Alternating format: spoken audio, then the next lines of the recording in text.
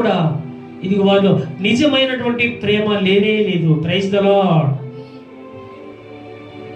దేవునికి స్తోత్రం. నాలుగవ అధ్యాయము 10వ వచనం చదువుకుందాం. మనము దేవుణ్ణి ప్రేమించితిమని కాదు, చూడండి, తానే మనల్ని ప్రేమించి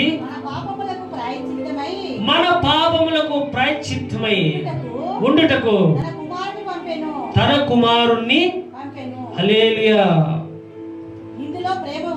ఇందులో ఏమున్నది? అది దేవుడు ఆ ప్రేమనే ప్రత్యక్షపరుస్తున్నాడు, వెల్లడి చేస్తూ ఉన్నాడు. మనము దేవుని ప్రేమించడం కాదు, మనం దేవుని ఎప్పుడు బాగా ప్రేమిస్తాం తెలుసా? ఒక మంచి జాబ్ వచ్చినప్పుడు యేసయ్యా నీకు స్తోత్రం అని మంచిగా ప్రేమిస్తాం. కుమారులకు కుమార్తెలకు వివాహం కాగానే బాగా ప్రేమిస్తాం.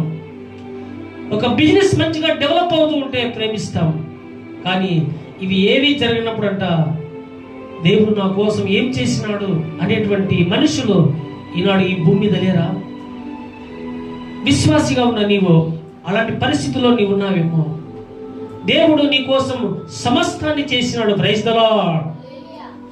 దేవుడు నీ కోసము ఈ సమస్తాన్ని, దేవుడు పరలోకాన్ని విడిచిపెట్టి ఈ భూమికి వచ్చి నీ కొరకు నా కొరకు ప్రాణాన్ని ఇచ్చినాడు.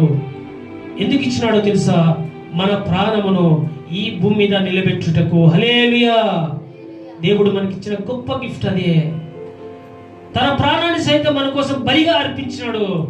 మనల్ని దేవుడు ఇంతవరకు సజీవులుగా ఉంచినాడు. హల్లెలూయా.